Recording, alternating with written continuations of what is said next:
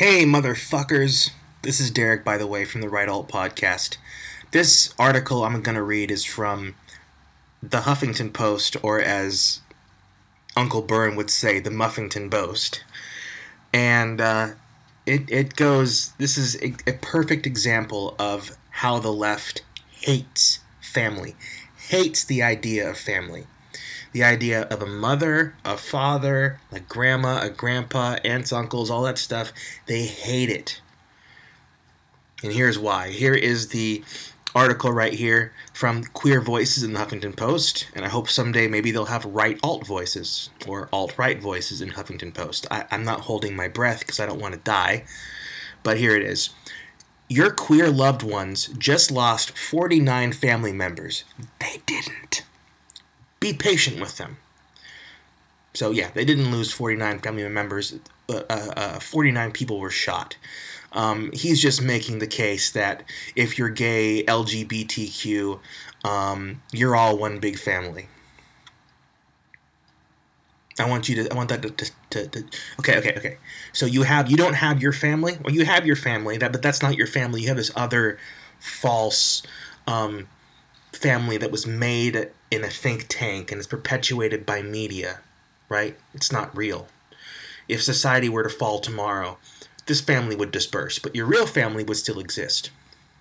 And it's written by, Joseph Erbentraut, senior reporter at the Huffington Post. Oh wait, hold on. There's links here. There's links. We got links. Joseph Erbentraut. Oh my God, he's got that Johnny Bravo puff up hair. Or was that not Johnny Bravo? It's Jimmy Neutron. It's got Jimmy Neutron hair. Joseph Erbentraut is a senior reporter at the Huffington Post and is based in Chicago. Surprise, surprise. Erbentraut covers promising innovations and challenges in the area of food and water. Wow. In addition, Erbentraut explores the evolving ways Americans are identifying and defining themselves. Tips? Email Joseph at blah, blah, blah, blah, blah, blah. And let's go ahead and take a look at his Twitter real quick, because that's always fun. And he is at RoboJojo. And he's talking about Orlando. He's talking about candy. He's talking about food, McDonald's, food, bicycling, 8 ways allies can show up for the queer community after Orlando. Get in line, you cis fucks. Here's a good one. Masculinity kills. Oh, okay, so he's one of them. Okay, very well. Let's read what Joseph is spewing out of his hate-filled mouth right now. It already feels so long ago, and yet at the same time, just like it happened minutes ago. When I woke up to news of the shooting death of what was initially thought to be about 20 victims at Pulse nightclub, a gay bar hosting a Latin X night in Orlando, Florida, on Sunday morning, my initial reaction was to pure anger that America had allowed another mass shooting to take place. Had allowed another mass shooting as he... Okay. America does not sit down and go, oh, this person wants to have we'll let him. You're allowed to have a mass shooting. Go ahead, do your thing. Nobody's allowing people to have mass shootings. No one allows you to have sex with your boyfriend. Joseph, just so you know. Is that your name? That really is your name. Nobody's allowing you to eat at McDonald's or hate masculinity. That is a choice that you make. And the shooter chose to shoot up that club. America did not allow shit to happen. But again, he's on the left, so we forgive him. Later, it was confirmed that 49 people had actually died in the shooting and at least 53 others were wounded in what some have deemed the deadliest mass shooting our nation has ever seen, at least in recent years. I think Waco may have been bigger, but that was perpetrated by the United States government, mainly the Democrats, under Clinton. But anyways, it was reported that the shooter, whom I refuse to name in this piece, was openly homophobic and racist, despite repeatedly frequenting the gay nightclub prior to the shooting. He was familiar with his target and also pledged allegiance to a terrorist organization. Okay. So, nothing about Muslims, Islam, nothing about ISIS. Okay. So, he's not lying there, but he is omitting some very clear data or clear facts that, had the shooter been white, would have been all over. It would have been all over this article. But that's we're not going to go there. And I'll continue. None of these victims were blood family of mine. Oh, he has a brain. Oh, he knows the difference. Oh, okay. But they were family in that gay way. That's how queer people used to refer to each other. Family. And it still holds. All queer Americans lost dozens of family members in Orlando. As this story has continued to unfold throughout the week, my emotions as a queer-identified person living in this nation have been on a non-stop cycle. Well, I hope you're more than just queer, but seems like you're not. From sadness to empathy, full of fear one moment, full of rage the next. I haven't been sleeping well. Waking up in the middle of the night to make sure my windows are locked. I feel sick to my stomach. Everything tastes salty. Okay. I can't concentrate, and I'm constantly on the verge of tears. My sweat somehow smells different. You sure you're not a woman? I feel like a different person. A sadder person. But maybe a less naive person, a more engaged and enraged person.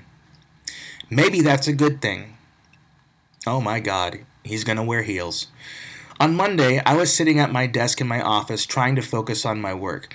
I typically report on food and water issues in America, which is why he wrote an article about toxic masculinity, because food and water, and was attempting to work on stories that felt significant in those areas. Like fuck white guys. Compared to the tragedy unfolding all around me, nothing seemed to pass the test. One moment, I found myself reading about Juan Ramon Guerrero and his boyfriend Christopher Drew Linonen?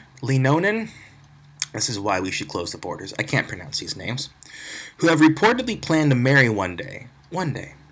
They can't do that now, because they were gunned down by a man with a history of domestic violence and being on a terror watch list, who still managed to get his hands on a semi-automatic rifle designed for military use. Instead, their families are now planning a joint funeral. I burst immediately into tears, bolted from my desk, and ran into one of... Oh God! Oh. I can just what's wrong with Joseph? What was he? Is another food and water article trigger him? What's going on here? Jesus! So he burst immediately into tears, bolted from my desk, and ran into one of my office's private phone rooms, where I sobbed uncontrollably for 10 minutes. When I emerged, puffy-eyed from the room, none of the 10 or so office mates I rushed past, I couldn't accurately count them through my tears, asked me how I was doing or if I was all right. Well, probably because this is pretty typical behavior for Joseph. And probably because they really don't need a food and water journalist around. That's just my opinion. Maybe you should find something else, like work at Whole Foods. I don't know. The answer then was no. The answer still is no. I'm sorry if it makes you uncomfortable to read, if you're a well-meaning coworker or friend of mine, but it's the truth. We're expected as queer people to somehow proceed with our lives like nothing happened, but everything, at least for me, is harder to do. Even mundane tasks like getting the mail, walking down the street, or returning a phone call. I feel uncertain and like I'm in a fog, forcing a smile or a laugh or an I'm doing better here or there. One of the hardest aspects of experiencing what happened in Orlando as a queer person in America is being reminded just how many people out there in this nation and world today still explicitly hate people like me and my queer brothers and sisters. Some are even celebrating the shooting. Sounds like Islam, doesn't it? And no, I'm not talking about radicalized Muslims in a faraway land. Muslim leaders around the world have condemned Sunday's violence, and I'm not about to pin one U.S.-born gunman's crime to an entire faith. I'm talking about born and raised Americans. I'm talking about our neighbors. Dun dun dun. They live amongst you. Yeah, dude. In the days that have passed since the shooting, I'm also reminded of how many people simply don't understand or care to learn how to begin to understand what it feels like to move through the world after experiencing this layer. Hold on, I'm going to read that again. In the days that have passed since the shooting, I'm also reminded of how many people simply don't understand or care to learn how to begin to understand. Oh my God, this guy's a narcissist. Anyways, I do recognize my privilege as a white I do recognize my privilege as a white person who is read as male living in a city, Chicago, with a relatively visible and queer active community and all this. You're very privileged to live in Chicago, Joseph. I understand that for many people who do not look like me, particularly queer people of color, are already much more accustomed to these feelings of vulnerability and fear. It's a privilege I'm attempting to reconcile, as I hope I'm not contributing to a whitewashing of this tragedy, which explicitly targeted queer Latinx people. Okay, and this is the thing, Latinx, Latinx people. And we're going to find out what that means. Why we say Latinx, trans and gender non-conforming people. Okay, so it's just gay Latin people. Wow. They have their own pronoun. The bottom line, because he knows a lot about bottom lines, is that no one should have to move through the world feeling this way. It's unacceptable, and yet the expectation is that it's time to move on. Time to stop crying and time to start healing, right? Yes, Joseph, it's time to stop crying. For me, that process truly started on Wednesday night at Burley, a motherly queer night in a straight bar in Chicago's Logan Square neighborhood that I co-host. Why are you going to straight bars, dude? There's queer bars everywhere. You're invading my space, bro.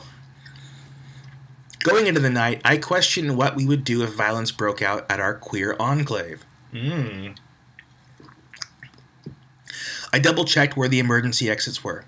I thought, for a very brief second, that maybe going ahead with the event in light of what happened in Orlando wasn't the right decision. Very quickly, my co-organizers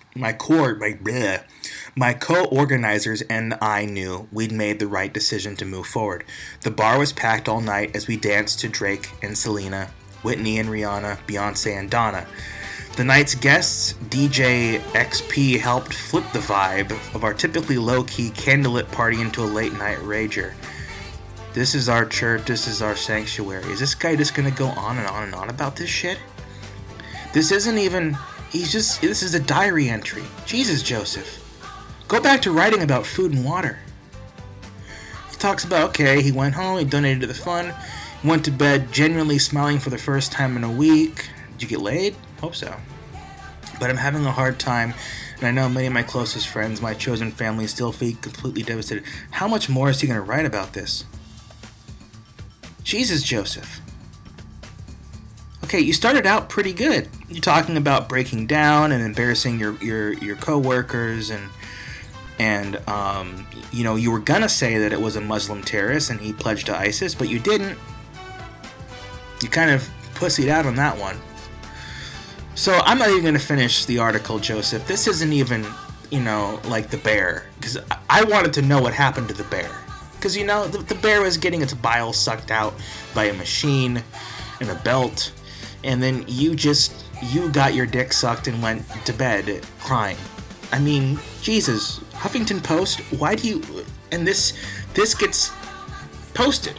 This is written. He's in an office. He's getting paid to write this shit. Well, not this shit. Maybe he wrote it on the side. I don't know. But for God's sakes, go back to food and water, bro. I mean, it boggles my mind that the internet is full of this crap. Of people just dumping their narcissism and their self-centeredness into words and then putting it on the internet and then having it sit in the Huffington Post and take up precious space. I mean, those Amazon AWS servers aren't cheap. It's kind of pathetic. I'm not going to go and read stuff from Huffington Post Queer Voices anymore, unless, as long as I know that Joseph Erbentraut is around this. I'm not going to do it. I'm not going to do it. Anyways, this is a bullshit article, and I'm sorry I wasted your time. I'm sorry Joseph exists. This is Derek from the Right All Podcast. Feel free to comment down below. Hit us up on Facebook or Twitter. Like this video, share, and subscribe, and favorite the fuck out of it if you really want to. And come back soon to the RAP.